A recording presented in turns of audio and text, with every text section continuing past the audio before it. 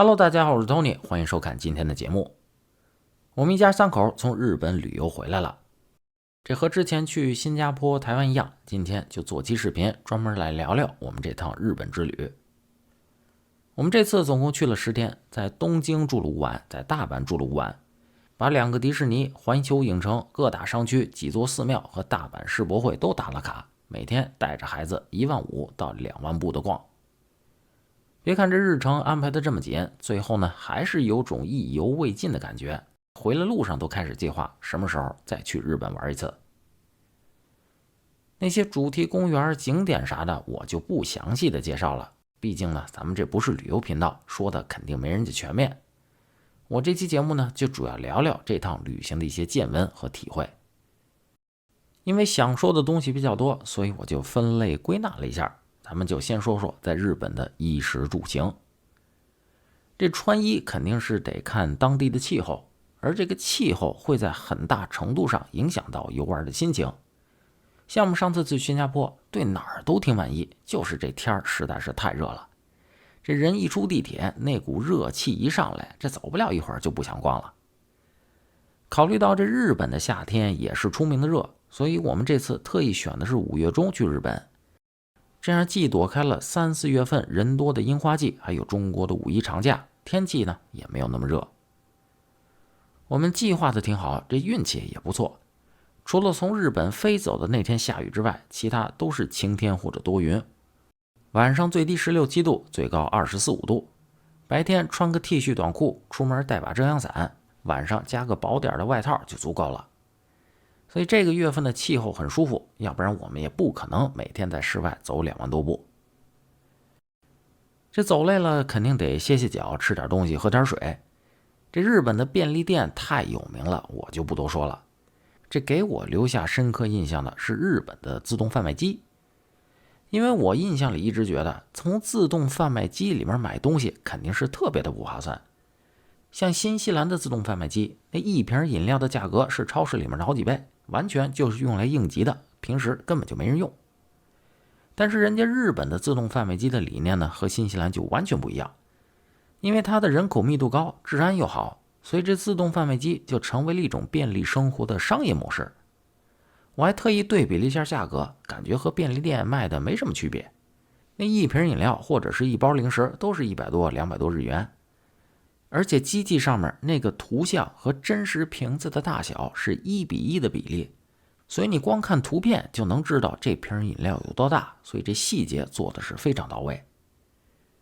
这种自动贩卖机在日本街头随处可见，所以我们在日本出门的时候根本就不带水，渴了就在自动贩卖机买，非常的方便。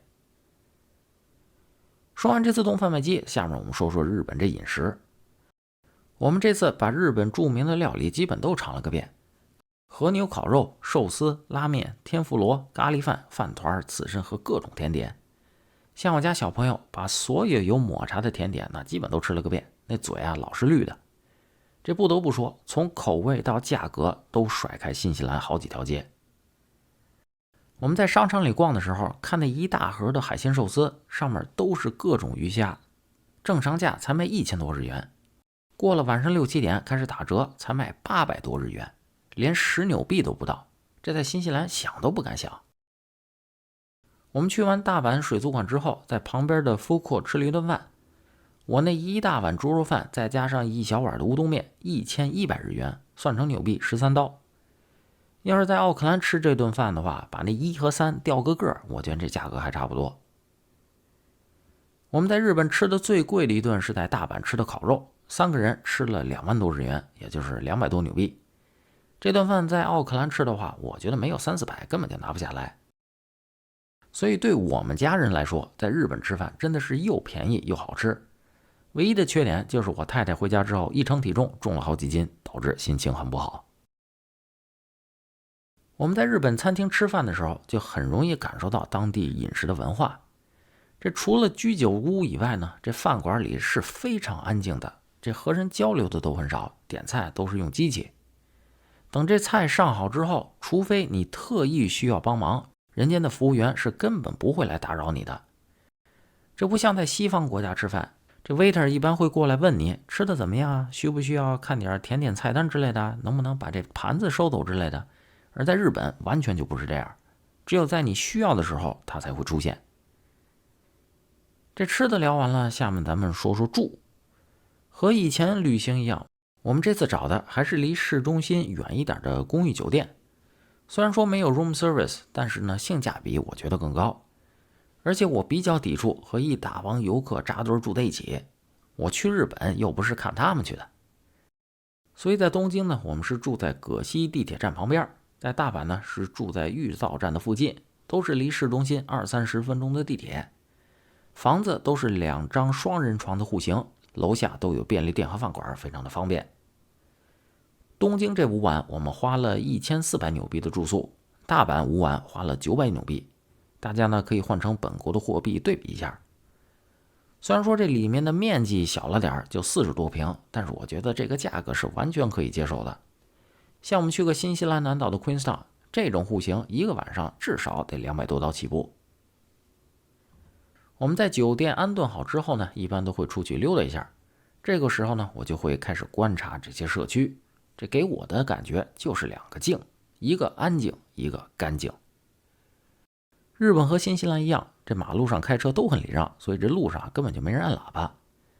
在居民区里面，尽管能看出来这个人口密度比较大，但是路上的行人很少。就算有人聚在一起说话聊天，那也都是轻声细语。外面的小游乐场除了几个家长带着孩子玩以外，这整个社区就没啥其他的声音了。这个说的是安静，要是论干净整洁的话，日本应该是我去过的最干净的国家了。这无论是迪士尼、地铁站，或者是小区的街道里面，这哪儿都非常干净。而且最难能可贵的是，日本街头上的垃圾桶非常少，除了那些大公园和地铁站以外，顶多在一些自动贩卖机旁边可以找到塑料瓶的回收桶。那些收普通垃圾的垃圾桶基本就看不到。这没垃圾桶，地上又没垃圾，那就是因为人把垃圾都放在自己随身的包里。我就观察到，这地铁一到站就能看见不少人直奔垃圾桶把垃圾扔掉。当然人家也不是乱扔，都是有分类的垃圾桶。日本不光这外面干净，里面也干净。这大阪的福库就给我留下了深刻的印象。因为我们奥克兰虽然说也算干净，但是那商场里的福库其实是属于比较脏乱的地方。我在这儿先给大家看看我在大阪福库看到的垃圾桶。这上面是日文和英文写的提示，提醒你们吃完饭把盘子给人家店家还回去。然后这上面还放着2个小盆，一个是专门的干净的布给你擦桌子用，旁边的那个盆就是用来放用过的布。下面有一个垃圾桶，提醒你可以把喝不完的饮料倒在这里面，然后瓶瓶罐罐的容器进一个桶，其他的垃圾进另外一个桶。我在这儿吃完饭就观察这整个 food court， 这每一个人无论是游客还是本地人，都会按照提示清理桌子、分类垃圾，然后把餐具带回店家。你说这提供布、安装几个垃圾桶什么的，这肯定不难。这难的就是这儿的人真的会做到这些提示，然后这整个大环境会让游客也自觉的这么干。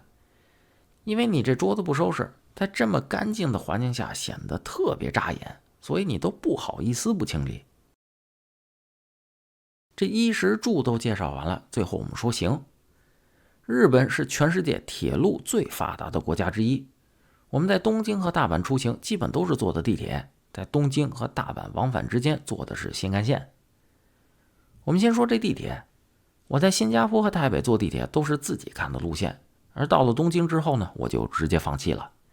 因为我感觉东京地铁的复杂程度相当于那2个城市的地铁系统叠在一起，看得我脑袋直疼。所以最后我们出去玩都是用的 Google Map 导航。要去一个地方，从哪个站上车，在哪个站台上车，换车的时候怎么走，需要花多少钱，总共时长多长时间，这信息全都有，非常的好用。虽然东京的地铁系统比较复杂，但这里面的标识做的是非常清楚的。这除了日语和英语之外，还有中文和韩文的提示，根本就不用担心走丢。和东京相比，大阪的地铁系统就远没有那么复杂。我们后来还去京都逛了一天，那儿的地铁覆盖率就更低了，主要就是靠公车。有意思的是，那些公车司机都带着麦克风，在等红绿灯准备启动或者拐弯的时候，他都会提前和车里人打招呼。虽然我听不懂日语，但是也大概能猜出来，他就是让你扶稳了，别摔倒。我们在东京和大阪坐地铁的时候，就发现一个很有趣的现象，那就是坐电动扶梯的时候，东京人习惯站在左边，把右边这条路让出来，让赶路的人走。而大阪呢，是人站在右边，把左边让出来。这个小小的细节的背后，就是日本关东和关西区域之间的不对付。这两边的人互相看不上，这个我早有耳闻。我在日本有个台湾哥们儿，他先在大阪生活了一段时间，然后去东京工作。结果因为他说的一嘴关西方言，被东京的同事调侃说他不会讲日文。但作为我们这种不会日语的国际游客来说，这国家内部的地域对立我们就完全体会不到了。除了两个城市在搭电扶梯的时候站的方向是相反的以外，其他对我们来说没有明显的不同，对我们都挺好的。这顶多就是大阪人会更活泼一点，东京人会更含蓄一点。这比如说在东京的地铁上，有时候这满满一车厢的人，但是没有一个人说话。而在大阪的地铁里面呢，就更活跃一点。说完这城市地铁，下面咱们说说这新干线。我家小朋友是个火车迷，知道要去日本，那就吵着一定要坐个新干线。这次算是如了他的愿了。因为我们当时是带着2件大的托运行李，所以就特意提前去售票处订的车厢最后一排的超大行李区的座位。坐上车之后呢，就发现这车开起来和中国的高铁差不多，但是这舒适和干净的程度要远远的超过高铁。咱们先说硬件，我们买的是普通车厢，但是那个座椅很舒服，而且还可以往后仰，腿前面的空档也非常的宽敞，比飞机上的豪经舱和中国的2等座要舒服得多。要是比软件的话，那就是比乘客的素质了。我们这往返东京大阪加起来总共坐了5个小时的新干线，就别说大声喧哗了，这路上连一个打电话的人都没有。那车厢的厕所也是收拾得非常的干净。这没有对比就没有伤害。我太太前些日子刚回了趟中国，坐了几次高铁，然后回来和我说，这辈子都不想坐那个2等座了。那车厢里的吵闹就不说了，他说这一路上宁可不吃不喝，也不愿意去上那个厕所。这坐过新干线之后，就说这差距是真的大。说到这新干线呢，我还特意带着我家小朋友去京都的铁道博物馆转了半天，那里面就展示了1964年的日本东海道新干线列车。那条线是当时世界上修建的第一条高速铁路，往返东京和大阪，当时的时速最高达到了每小时210公里，真正的遥遥领先世界。日本从那时候开启了新干线时代，专注于发展经济和科技。而中国那时候在干嘛呢？66年正式进入了文革时代，专注于政治运动。所以说真的是没有对比就没有伤害。说完这旅游的衣食住行，下面我就主要说说这给我留下印象最深的，那就是人，因为这人是真多。那几个主题公园，世博会、银座、新宿、涉谷、竹下通、浅草寺、新斋桥，这不管是周末还是周中，上午还是晚上，那都是无边无际的人。不过虽然人多，但我们在日本游玩的体验是非常好的，这就是因为当地人的素质是真高。那些地方虽然人多，但是呢一点都不乱，每个人都守规矩。而且日本这个地方特别的神奇，它能迅速的把绝大多数的游客同化，让你们跟着他们一块守规矩。所以说尽管到哪儿人都特别多，但是呢还是能够让人接受的。而且有些地方吧还是有点人气好。像我太太去年回国回来就跟我说，国内的商场是真好，但就是没人。那么大个商城灯火通明的，一个人没有，跟鬼城一样，弄得他根本就没有心情去逛。而在日本呢，他进那个梅田百货大楼，在里面逛了大半天，最后出来跟我说，不是走不动了，而是拎不动了。整个 shopping 的体验真的是没得说。我们这次把东京和大阪的几个主题公园都玩了个遍。没事排队的时候呢，我就观察周围这些工作人员，因为无论是在东京的2个迪士尼，还是大阪的环球影城，不管它是什么工种，只要这工作人员身前没有客人，他就会一直对周围能看到的游客招手，很真诚的和每个人微笑的打招呼，一刻都没有停。我还和我太太说呢，估计在这儿上一天班，这手都摇麻了，脸都笑酸了，回家估计一点话都不想说了。那些其他景点的员工虽然说没有这么夸张，但是这服务态度都是没得说，尤其是对我们这些不会日语的游客都很有耐心。我在网上经常看到有中国人评论说这个日本人虚伪，他们表面上看着很有礼貌，但是其实心里很冷漠，还有点看不起你的意思。我在日本就待了那么几天，对这些平时生活啊和在职场里怎么样，我没有任何资格去评论。但是就从我们在日本这10天接触到的人，尤其是那些从事服务行业的人来说，我挑不出一丁点毛病来。怎么着，你买个麦当劳就让人家对你跟再生父母一样，那不搞笑呢吗？我给大家举几个例子，像我们去迪士尼坐 bus 的时候找不到站，旁边一个执勤的大爷给我们指路，但是呢实在是说不明白，他怕我们走丢了，二话不说就指挥我们让我们跟着他，然后一路把我们带到了正确的站台。在第2天呢，就在这同一个巴士站，我们等车的时候，我就眼看着另外一个指挥公车的大爷看见一个盲人走下了车，然后他立刻主动上去问他去哪儿，然后扶着他找到了电梯，把他送进了旁边的地铁站。而这明显不是他们的本职工作，纯粹属于热心帮忙。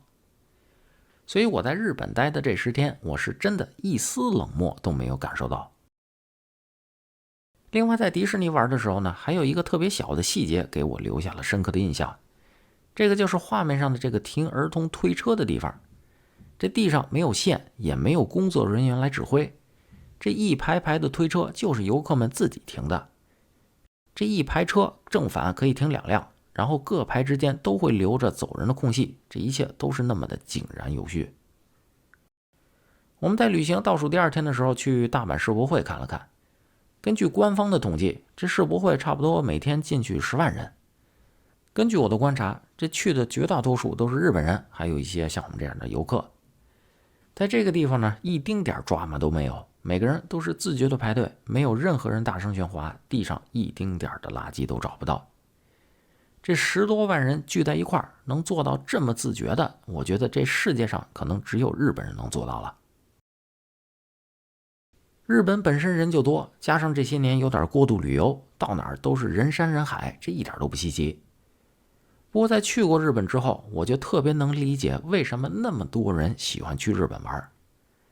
这个国家干净整洁，民众素质高，公共交通出行方便，东西物美价廉，还能退税，这服务又好。再加上这么多年对外输出的日本传统和动漫文化，怪不得一年靠旅游挣的钱能达到日本整个国家 GDP 的 7.5%， 为这个国家提供了几百万份的工作机会。我之前说过，这绝大多数的游客到了日本之后呢，都会很尊重当地的文化，守人家的规矩。但游客人数这么多，林子大了，什么鸟都有，不是所有人都能被迅速同化的。这不，我们在日本玩的时候就有这么条新闻，大阪的一家烧烤店门口贴了条用中文写的条子，说因为有很多人没有礼貌，所以不允许中国顾客光临，引起了很大的争议。我个人认为，你这么把条子贴在外面，这肯定是不太合适的。那家餐厅的总公司也道歉了，这家分店呢也歇业整顿了。但是一个巴掌拍不响，为啥人这上面写的不是韩国人、台湾人或者是美国人呢？他偏偏就写的是中国人呢？人家开饭馆为了什么呀？不就是为了挣钱吗？那他巴不得游客去才对啊。那你这帮人得让人家有多不痛快，才能让他们写出这种条子呢？我们在日本待这几天里碰到过来自世界各地的游客，但是很不幸，这最显眼的就是中国大陆来的。我给大家说2个我自己亲眼看到的例子。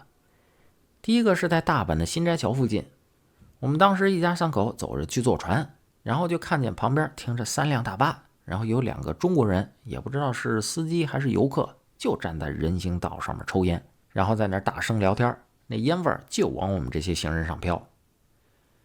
要知道大阪因为世博会，从1月份开始就实行了城市街道的禁烟令。在东京和大阪路边上，我就看到过那种专门给烟民用的户外吸烟室，而那俩货就在人行道上面肆无忌惮的抽。这种在人行道上面抽烟的情况，我在日本就见过这么一次。第二起例子呢，发生在京都的清水寺。那天游客非常多，里面还有不少的旅行团，而这里面就属中国的团最热闹。我们就能经常听到远处有人大喊：快来快来，在这儿给我拍照，这风景好，人少，快来。而这还不是最夸张的，我们爬阶梯的时候，看到前面有一对20多岁的中国情侣准备照相，我们呢就从旁边绕过去了。这拿着相机的男孩正准备给女孩拍照的时候，一日本大爷从他们之间走过去了，就没拍成。然后那男的就来了一句国骂：靠，等这老 GZ 走过去再拍。当然他当时说的肯定不是 GZ 这2个字母了，因为这词儿我不能复述，因为复述了咱这视频就该黄标了。所以呢，我就拿汉语拼音的前2个字母咱给它代替了。你要是实在不知道他说的是啥，这第一个字是 ghost 的中文翻译，大家可以脑补一下。所以当时我看到这种游客的时候，我就特别能够理解日本餐厅为什么添那种条子。你说这种人带着这种态度来人家这儿旅游，你能不招人讨厌吗？我估计那家日本餐厅就是因为去的这种中国游客特别多，不懂礼貌，不守规矩，最后人家宁可不赚你的钱，也不愿意接待你们。在这儿顺便多说2句，因为我这也就是出国出得早，要是一直待在国内的话呢，估计也被洗脑洗成那个德行。就那些中国20多岁左右的年轻人，在话语中表现出对日本人的仇恨和不屑，我在新西兰的中国留学生群体和大陆的那些微信群里面经常会看到。我真是不太能理解，这些人为什么这么看不上日本，还要去日本旅游，一边骂日本人 GZ， 一边一箱子一箱子的买东西运回国内。当然你要说从中国来的游客都这样，那也肯定不对。像我们就遇到了非常懂礼貌的中国游客，但是很不幸，人家当地人只会记得你们这些很极端的个例，而最后背锅的就是所有的中国人。节目的最后呢，我再说一点感触。我们在东京铁塔上面看风景的时候，人家那大电视上面正好在放东京的历史，我没事就坐下来看看，发现正好有英文字幕呢，我看着看着就看进去了。这个视频先是介绍了东京在江户时代经历的几次大火，整个城市几乎被摧毁。之后呢，因为1923年的关东大地震和之后引起的大火，东京又被摧毁了一次。